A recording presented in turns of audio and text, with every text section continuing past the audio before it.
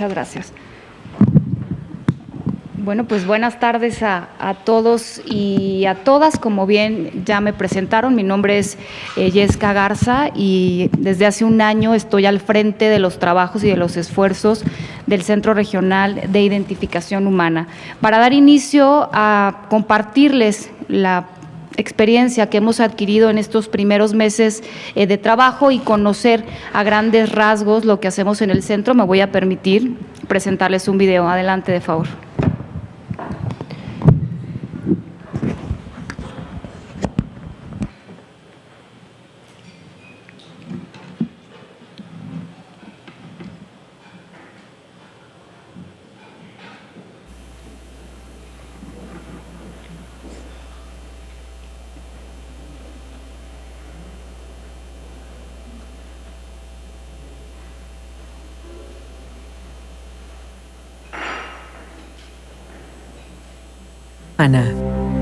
Cada persona que falleció sin ser encontrada tiene derecho a un final apropiado, y los familiares de personas desaparecidas merecen paz, certeza y la oportunidad de cerrar un ciclo. En Coahuila, la Comisión de Búsqueda del Estado y el Centro Regional de Identificación Humana garantizan el más alto nivel de búsqueda de las personas reportadas como desaparecidas, dependencias que se rigen en el principio rector. La búsqueda de una persona desaparecida debe realizarse bajo la presunción de vida. Por eso, en el CRIH nos especializamos en la identificación humana. Trabajamos bajo una autonomía operativa e independencia jurídica. Todas nuestras actividades son ejecutadas de forma legal, autónoma, científica y ordenada. Contamos con 4 áreas forenses para contribuir con las familias en la búsqueda de sus seres queridos y regresarlos a casa con la debida diligencia. A través del Departamento de Documentación, contactamos a los familiares y tomamos muestras referenciales de ADN que contribuyen a la identificación. En el Departamento de Arqueología Forense, nos enfocamos en la búsqueda y recuperación de cuerpos no identificados. El área de Antropología Forense está integrada por profesionales de odontología, radiología y medicina, así como por un grupo de antropólogos profesionales. Aquí nos encargamos de detectar cualquier indicio que arroje una identificación. Y finalmente, dentro del Departamento de Genética, utilizamos técnicas de biología molecular y tecnología de punta para obtener perfiles genéticos, así como muestras referenciales y esqueléticas. En equipo, el Centro Regional de Identificación Humana y la Comisión de Búsqueda del Estado trabajamos para que las personas reportadas como desaparecidas regresen a casa con sus seres queridos. Centro Regional de Identificación Humana. Fuerte, Coahuila es.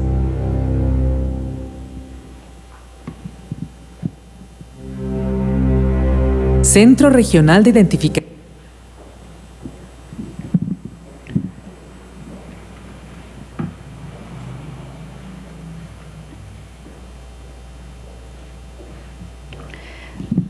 Bueno, ahora para profundizar un poco sobre estos trabajos, les comparto cómo nace el Centro Regional de Identificación Humana en Coahuila. Primero, siempre en el pleno reconocimiento de que esta política de Estado y este centro se materializa gracias a la constante y firme demanda de las familias.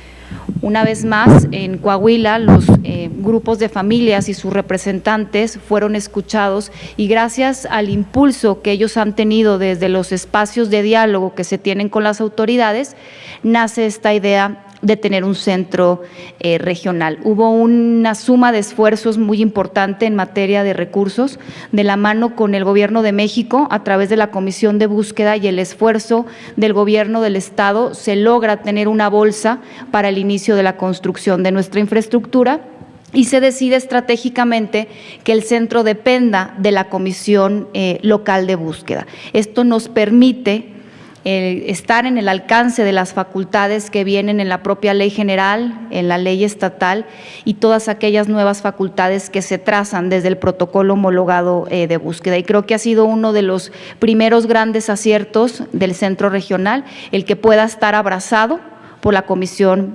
Local de Búsqueda. Bueno, nuestro marco general y nuestro marco legal, como se los comentaba, está tanto en las disposiciones locales como en las disposiciones federales y en los propios tratados internacionales. El Centro de Identificación Humana, su naturaleza jurídica nace en el reglamento de la Comisión, donde se crea un apartado que fue conciliado con las familias, el rediseño de este reglamento, donde vienen todas las atribuciones y el alcance que tenemos desde la trinchera de la búsqueda forense con fines de identificación.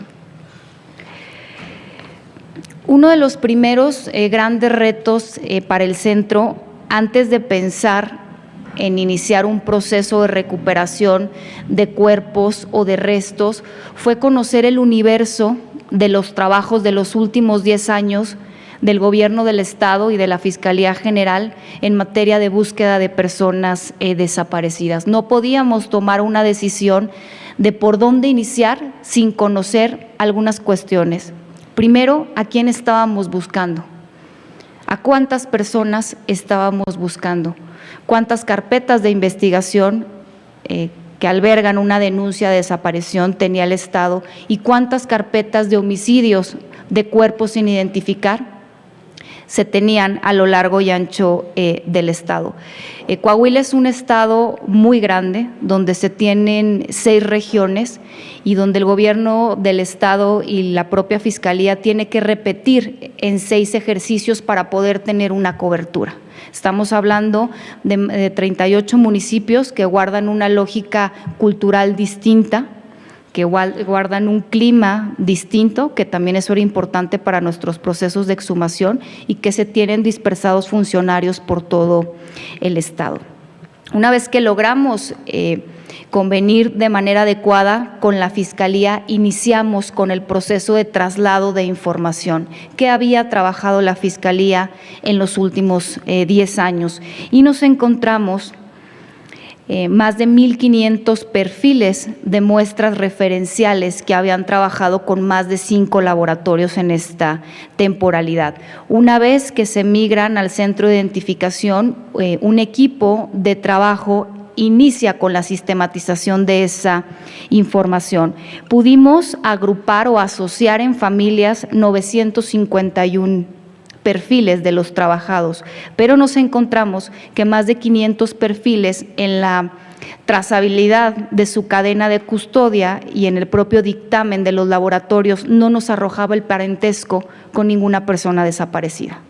Entonces fue uno de los principales retos entender de dónde había llegado esa muestra, qué laboratorio lo había procesado y por qué no se tenía la información general, mínima e indispensable de cada uno de los donantes. Encontramos también algunos perfiles duplicados y encontramos 175 perfiles de elementos biológicos que se habían procesado en esta misma lógica. ¿Qué hizo el centro? Agruparlos por familia y migrarlos a la base de datos que actualmente estamos operando.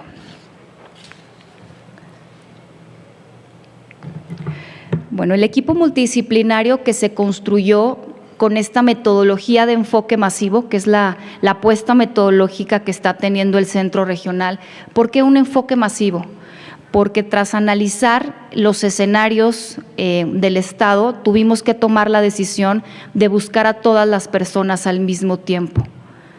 Gracias a la ausencia de trazabilidad en los procesos que se tuvo en los últimos años y tras el alcance que tuvimos de la violencia, sobre todo en el año 2010, 2011 y 2012, no se ordenó de manera correcta las inhumaciones que se tenían en las fosas comunes. Por eso diseñamos una estrategia de recuperar el mayor número de cuerpos posibles por panteón, por regiones, hacer un proceso simultáneo de análisis o una vez que se recupera para tener la mayor cantidad de información arrojada de un análisis post-mortem. Entonces decidimos construir estas áreas multidisciplinarias, empezando por el equipo de investigación y documentación de víctimas, un equipo de arqueología, de genética forense, de antropología y una dirección de confirmación de identificaciones. ¿Qué hacemos en materia de arqueología forense? Tenemos un equipo que se encarga de la búsqueda y recuperación sistemática de cuerpos o de restos humanos que dan inicio sus procesos con una prospección a través de tecnología de punta. Utilizamos aeronaves no tripuladas, utilizamos los georradares de penetración y hacemos también un análisis importante de la documentación que se advierte de los panteones y de las carpetas de investigación. Esto es un poco, si pudiéramos darle clic, de favor, un poco de las planimetrías que se diseñan por parte del equipo de arqueología para conocer a fondo el panteón. El primer proceso donde pudo ya intervenir el centro de los 4 procesos que llevamos ya de exhumación con enfoque masivo. Tuvimos una complejidad muy importante en este panteón, son panteones muy grandes. Este panteón guardaba cuerpos o fosa común desde el año 2003 al año 2012, a enero del 2012, pero tuvimos que hacer búsqueda dentro del panteón porque no teníamos la ubicación exacta de las fosas. Y en este proceso recuperamos un número mínimo de 148 individuos. La siguiente, por favor. Igual la tecnología que utilizamos con drones, este es actualmente el panteón que estamos interviniendo, es un panteón en el municipio de Saltillo, donde tenemos proyectado hasta el mes de noviembre recuperar un número mínimo de 254 individuos y tiene una complejidad muy particular, tiene fosas múltiples con una profundidad de más de 3 metros, además de áreas importantes de fosas individuales. Pero sí reconocemos que este panteón de Saltillo tenía una organización más puntual, por lo menos en las áreas donde administrativamente el municipio dio estos espacios para la fosa común. La siguiente, por favor.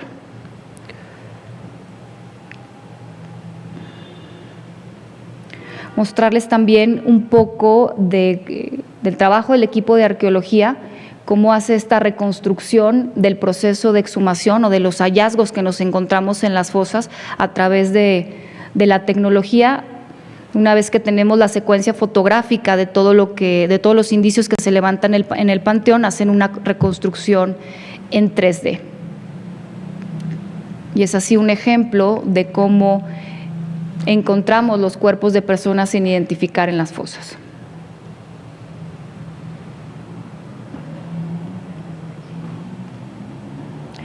En el área de antropología forense se tiene también un equipo de medicina legal, de odontología y contamos con un laboratorio de radiología.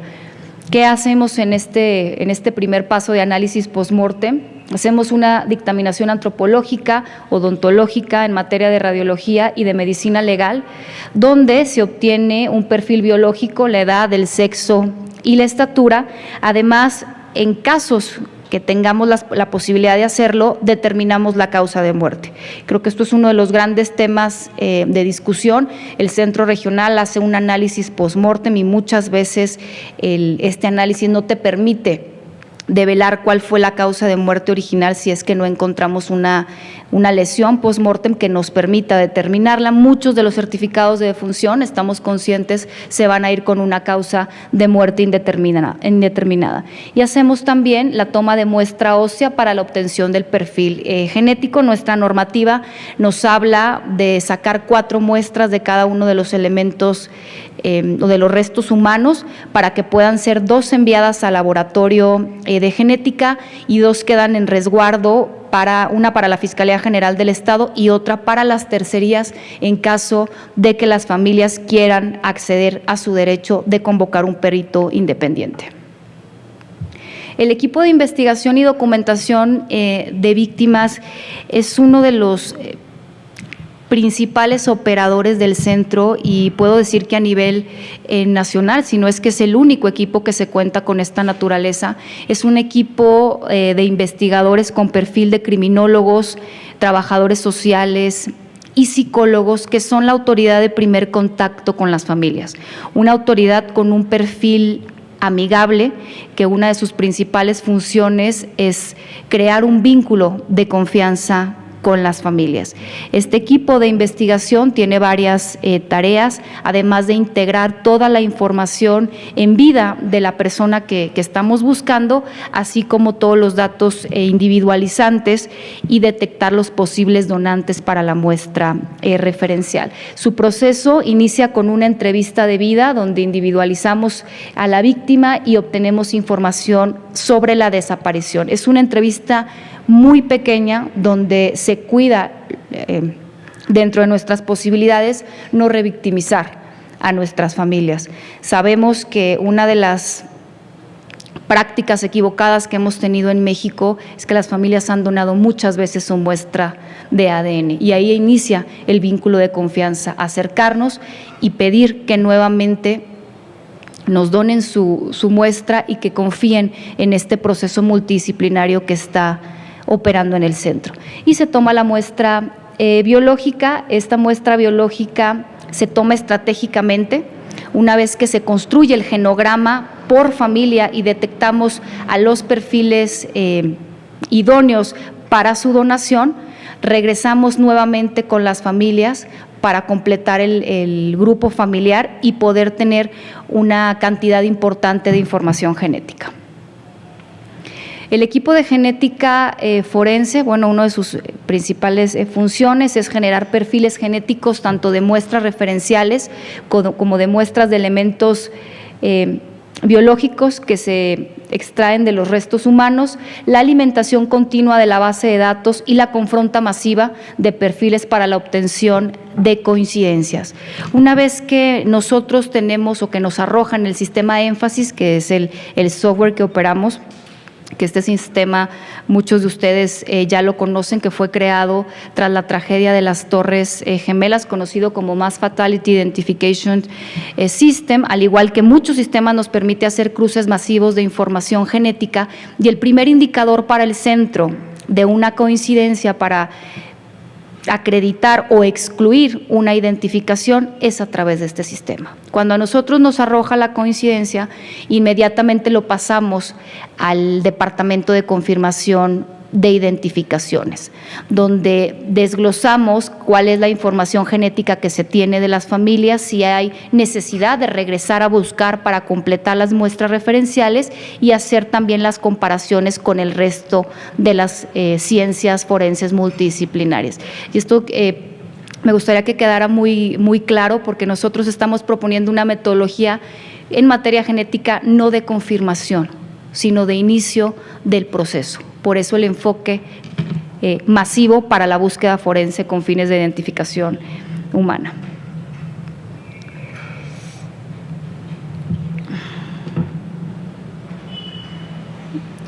Bueno, actualmente estamos construyendo o terminando ya de instalar un laboratorio genético desde el centro regional que exclusivamente procese muestras de elementos biológicos con fines de búsqueda. Se ha cuidado blindar al centro regional para no tener, digamos, ni peticiones de ministerios públicos ni mandatos judiciales para que el centro pueda intervenir en aquellos procesos que no son exclusivamente de la búsqueda de personas desaparecidas. Estamos pensando inaugurar este laboratorio para finales del mes de noviembre, iniciar también con la instalación y la validación de equipos y en el primer trimestre del 2022 iniciar el proceso de validación para poder aspirar a la acreditación del ISO 17025. Una de las estrategias que ha tenido el centro y que hemos tenido el acompañamiento técnico para la instalación y la consolidación de la capacidad local, hemos estado trabajando de la mano con la Fundación de Antropología Forense de Guatemala y al día de hoy todos los elementos biológicos o las muestras de elementos biológicos que se recuperan están siendo procesadas desde sus laboratorios. Esto nos permite empezar a operar, tener resultados en tanto se consolide la capacidad local en Coahuila. Les comparto un poco de los resultados.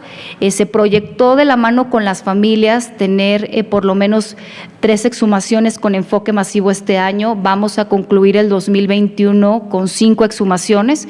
Actualmente estamos operando el Panteón de Saltillo. Llevamos un número mínimo recuperado de 100 cuerpos en este panteón, y al día de hoy en el centro regional, en sus áreas de resguardo, se alberga un número mínimo de 538 cuerpos de personas fallecidas sin identificar, de más de 299 fosas que hemos intervenido de marzo a la fecha.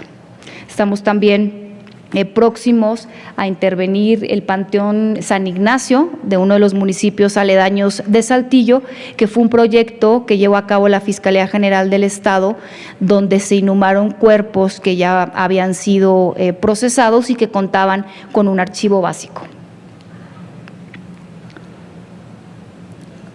Compartirles también que dentro de nuestro banco de datos genético tenemos ya 1,750 perfiles de muestras referenciales agrupados en 885 grupos de familias que nos develan 934 víctimas, al igual que tenemos 327 perfiles de restos humanos. ¿Qué quiere decir? Que estamos comparando la información genética al día de hoy de 934 víctimas contra 327, o la información genética de 327 cuerpos o restos humanos que se han recuperado en estos procesos. Hemos tomado más de 1,200 muestras referenciales que continúan en su procesamiento desde los laboratorios de FAFGE, y esperamos incrementar de manera importante la información que se tiene en nuestra base de datos.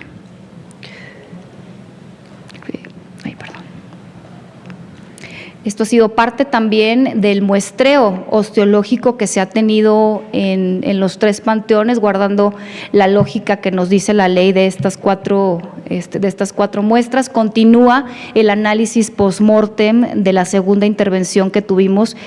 Estaremos ya teniendo casi 800 cuerpos para finalizar el año, y tenemos proyectado terminar el análisis de estos cuerpos entre febrero y marzo del 2022, para continuar con la proyección que se tiene para el 2022, y una de las aspiraciones que tenemos en materia forense es hacer búsquedas en campo abierto, en los campos conocidos como campos de exterminio que tiene la región Laguna, poder intervenir en materia arqueológica, recuperar el mayor número de indicios para también que sean albergados y procesados por el centro regional con esta misma lógica de los panteones.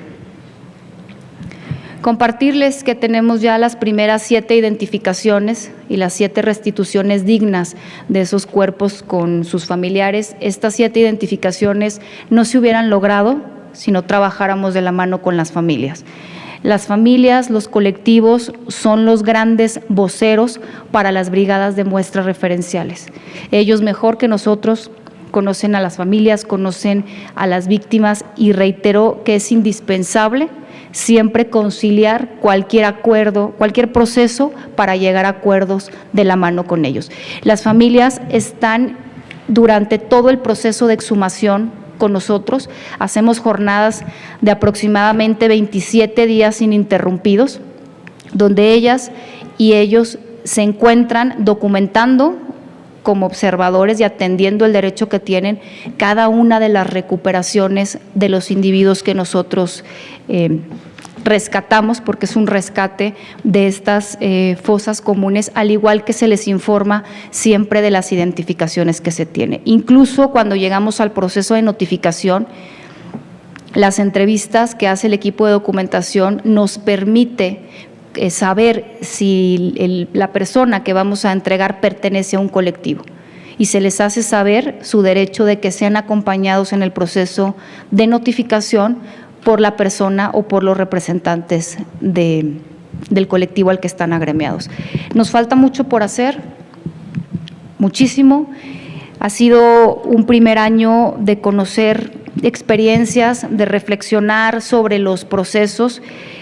Creo que el inicio también de esta política pública nace tras el reconocimiento del Ejecutivo del Estado de reconocer públicamente que estamos ante una crisis forense muy importante.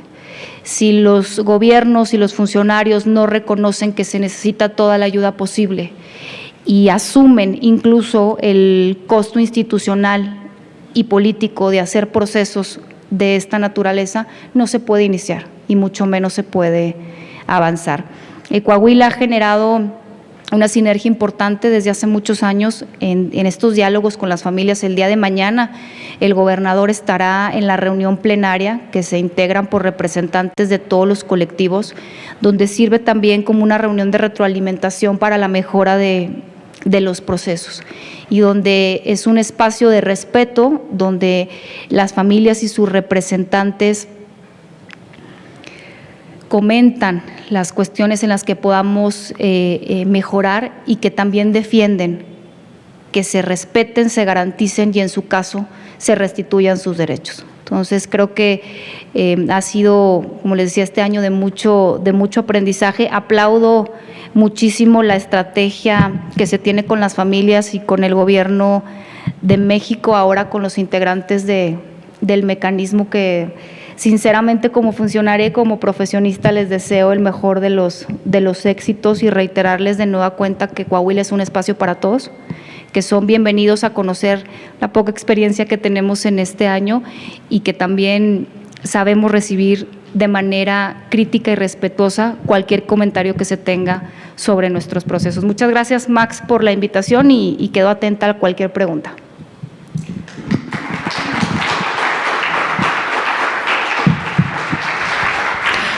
Vamos a dar inicio a una brevísima ronda de preguntas y respuestas. Les pediría que si tienen una pregunta, sea una pregunta puntual, por razones de agenda, para respetar también los tiempos. Muchas gracias. No sé si existen preguntas.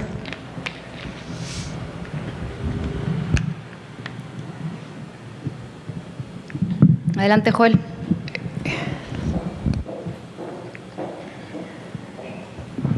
Hola. Muchas gracias por la presentación. Tengo una pregunta puntual. A la par que están buscando la certificación 17025 para el laboratorio de genética, no sé si han pensado para las otras áreas obtener algún tipo de certificación similar a la 17025. Sí lo tenemos contemplado, creo que es muy importante tener este tipo de acreditaciones, sobre todo en los procesos, porque más allá del laboratorio de genética y tras buenas recomendaciones que hemos tenido de algunos expertos, sí estamos pensando, aspirando por lo menos a tener acreditaciones en el resto de nuestros laboratorios.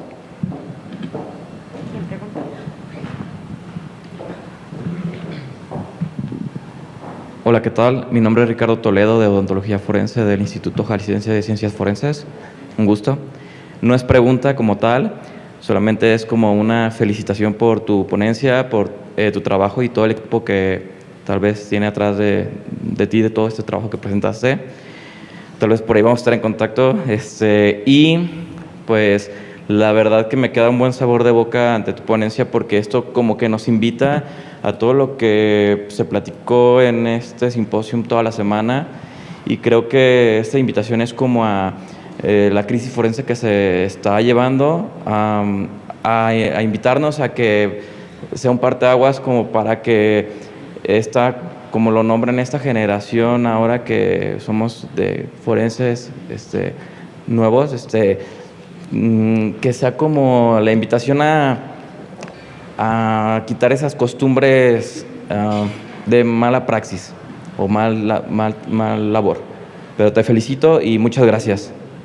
Muchas gracias a ti y bueno, dos comentarios. Agradecerle a través de tu conducto a Gustavo, parte del equipo de arqueología del Instituto Jalisciense de Ciencias Forenses, está apoyando actualmente en el proceso de recuperación del Panteón de Saltillo.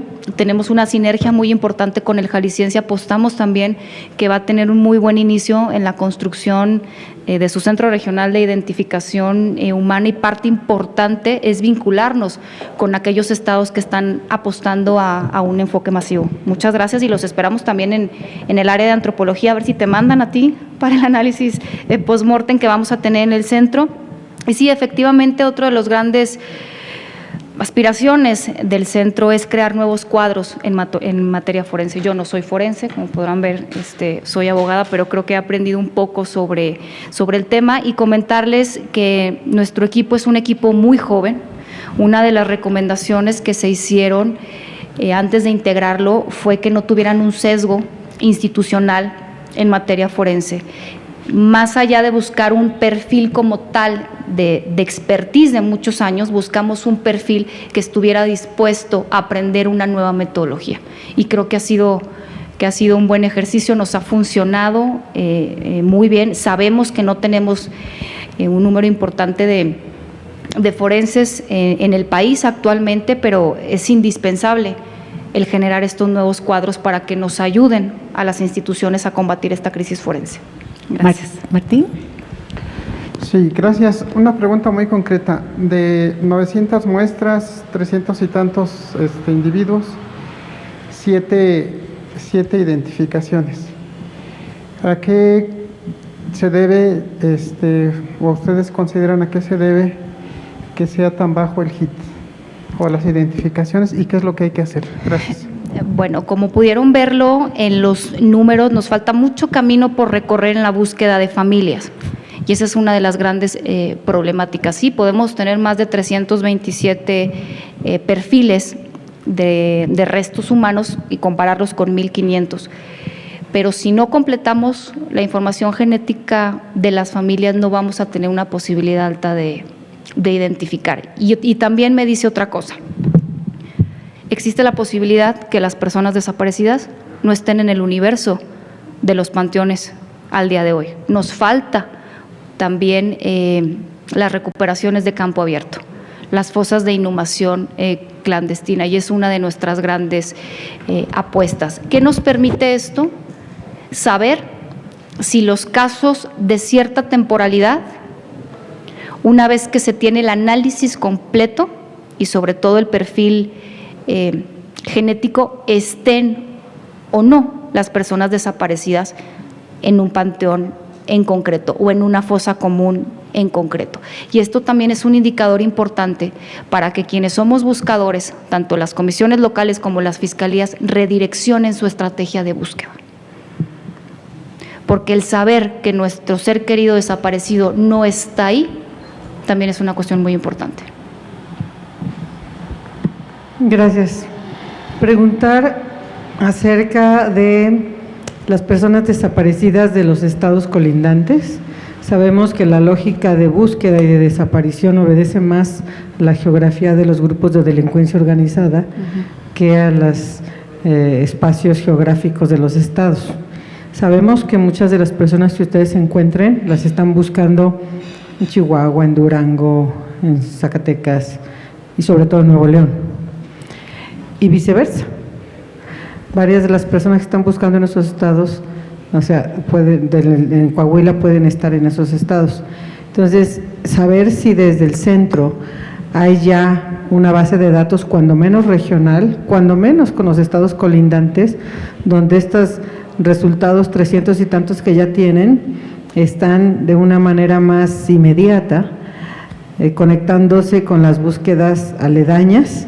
Ya sabemos que es una aspiración a que sea una sola base nacional, pero mientras ustedes que ya están operando con eficacia, que pudieran saber si ya existe esa vinculación o está en proceso. Sí, muchas gracias por su pregunta y su comentario, que creo que es bien importante. Más allá de que se determine la regionalización por la que tendría que empezar este centro, el compromiso con nuestras familias en Coahuila fue empezar por casa. Pero al recuperar un número importante de cuerpos, la lógica nos dice que hay una probabilidad muy alta de que no todos los cuerpos sean de Coahuila. sobre todo la cercanía con el estado de Durango y con el estado de Nuevo León. A petición directa de colectivos de Durango, de Nuevo León y de Tamaulipas, el equipo de documentación del Centro Regional acudió a brigadas de tomas de muestra referencial. Por esa parte, con la vinculación directa que tenemos con las familias en Nuevo León, se tomó un aproximado de 380 muestras referenciales de familias que están buscando un ser querido desaparecido y que exista también la posibilidad de que la desaparición pudo haber sido en tránsito en Coahuila. Nosotros estaremos próximos en el mes de noviembre a regresar con las familias de Nuevo León a entregarles en físico el perfil que nosotros procesamos y a regresar la confianza que depositaron en nosotros. Y su información genética está almacenada en nuestra base de datos.